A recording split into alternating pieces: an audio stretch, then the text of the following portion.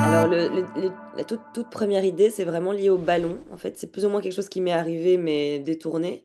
Donc, je marchais dans la rue et il y a un ballon, concours de ballon qui est arrivé sur moi et il venait de Bretagne. Et je me suis rendu compte que ce qui m'avait émerveillé dans cet événement, c'était le côté, justement, comment à une époque on est si déconnecté à soi et on peut voilà finalement s'y connecter au réseau, à Internet, à son smartphone, mais de plus en plus déconnecté de soi. Et ça a été la question de fond. Puis dans un second temps, je me suis dit, mais en fait, c'est pas très intéressant de raconter l'histoire, mon histoire, c'est-à-dire quelqu'un qui s'émerveillerait de la communication, du merveilleux qui l'entoure, mais plutôt de parler donc, une sorte d'anti-héros au départ, enfin, qui est à l'inverse, c'est-à-dire quelqu'un qui n'est pas du tout connecté à elle-même, aux signes qui l'entourent, hyper connectée aux réseaux sociaux, à son smartphone, à Internet, à la vie à 100 à l'heure, et qui, elle, n'a pas le choix parce que le ballon va la suivre.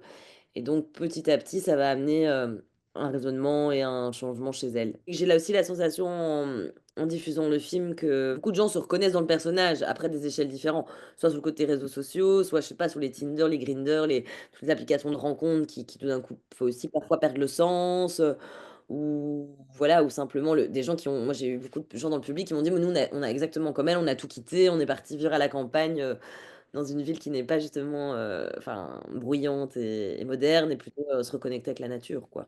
Je voulais un petit peu travailler comme une photo, sur l'idée du principe des photos qu'on a sur Instagram ou autre, c'est-à-dire tout d'un coup, tout le décor est hyper symétrique, tout est hyper ordonné, beau.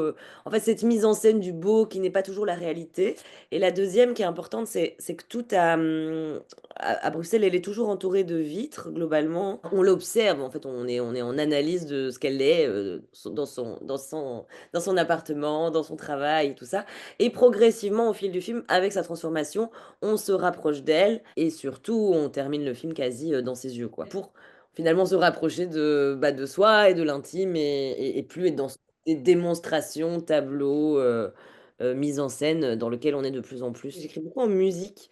Donc souvent, je vais avoir une musique qui va être, qui va faire que j'écris le scénario, mais elle peut passer 45 fois de suite.